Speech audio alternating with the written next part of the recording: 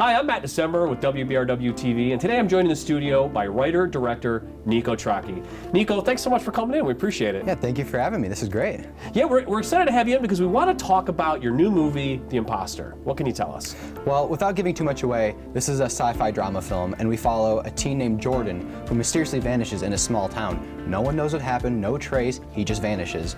So we follow his girlfriend Emmeline and her neighbor Eric, and they team up to figure out what happened to him, and what they truly uncover is out of this world. Neko, you told me you started working on the script for this last spring. What were some of your inspirations as you were writing leading up to the production of this film? One of the biggest inspirations actually was the Twilight Zone.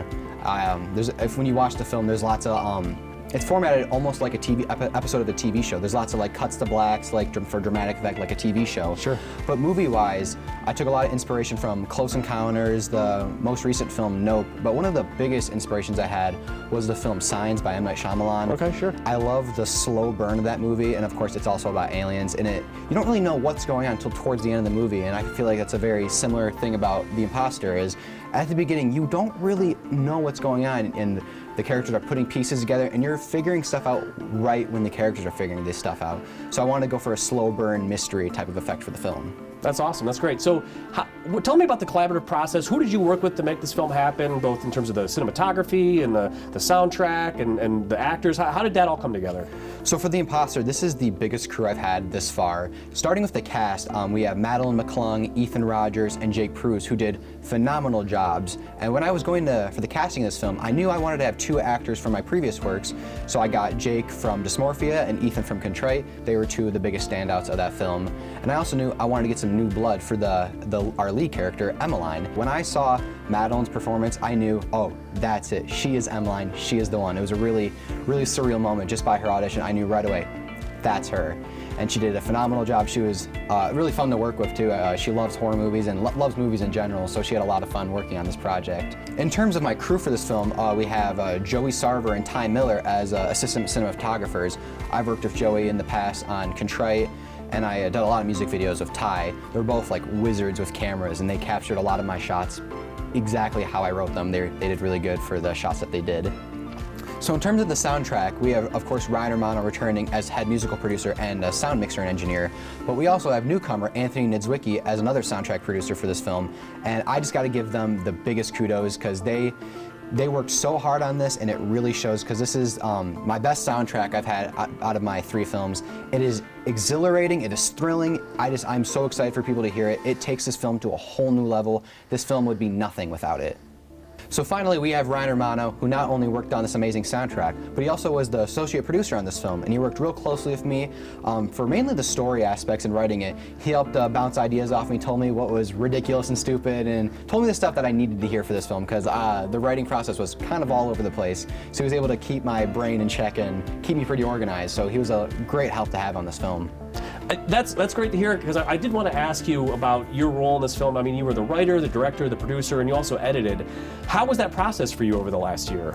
So yeah, this was a really big challenge, not only just because the scale of this film was a lot bigger than my previous 2 films, Dysmorphia and Contrite just being under around 10 minutes, and this film just being under 20 minutes. So it's a pretty big leap compared to my other stuff.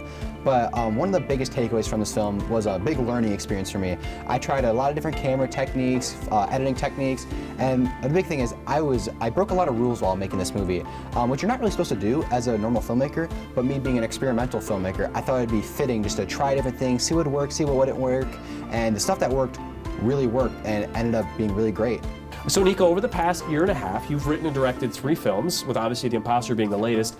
Can you just talk a bit about how you've grown creatively during that time? So looking back at my previous 2 films, Dysmorphia and Contrite, I really played it safe in terms of story. They're very simple stories, very simple characters, and mainly because I didn't have the confidence to make something at a larger scale. But when I was coming to make my 3rd film, I was originally going to make something very different. It was going to be another type of small character-based film, similar to how Contrite and Dysmorphia were. But when I was in the middle of working on that, I realized, I was like, oh wow, this is my last high school film. I gotta make something grand, I gotta go out with a bang. So I went back to the drawing board, I took some aspects from that previous film I was working on, because there's some good stuff there. So I mixed it with this alien invasion film I soon later came up with, and I kind of made this like Frankenstein type of movie, which is The Imposter. So Neko, you're obviously very proud of The Imposter. What are your plans as far as submitting it to film festivals, and how can people see it when it's released? So yeah, I just submitted The Imposter to a film festival in Detroit, the DAF Film Festival. It's a small little film festival in Detroit hosted at the DIA. Beautiful place, and it's also just a lot of fun. I went there last year, and my favorite part of these festivals is just the people you meet. I love meeting people who share the same passion as I do, so I'm really looking forward to going again this year. And in terms of where you can view this film, you can view it on my YouTube channel on April 28th on Token Films. And so Neko, I want you to tell us a little bit about the future of Token Films and of course your future as a filmmaker. So for the future of me as a filmmaker, I plan on continuing my education out in Chicago at Columbia, which is a film and art school, and I'm really looking forward to going there. I'm just mainly excited just to learn everything there is to know about film, because my ultimate goal is to be working somewhere in the film industry. So I want to learn everything there is to know about the film industry so I can shine wherever I end up in the industry. And in terms of Token Films, I'm not really in a rush to make a new project, because if I continue just spitting out more and more projects, it's going to lose its novelty. I want to make something that has meaning, that I have a passion about. Like, for example, this film, I have a real big passion about aliens. I've loved watching those movies growing up. So I want to make something that means something to me. I don't want to just make something just to make something. So whenever I have my next big idea, that's when you'll see another project from me. Neko, that's really exciting. And speaking of exciting, we're going to go to the trailer for The Imposter right now. I know he didn't just run away. I have this really bad feeling. I feel like something terrible's happened. So, let me get this straight. You're telling me you were chased by a UFO in the sky? You must think I'm crazy. I wouldn't say that.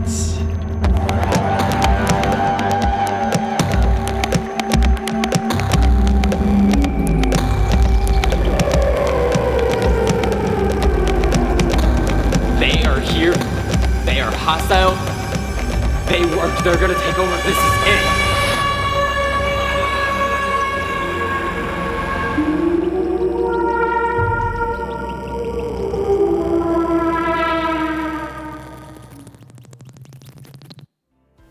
Well, that looks incredible. I know I'm really excited about The Imposter. I'm sure the community is too. Thanks so much for joining us today to talk about it. Thank you for having me. This was great.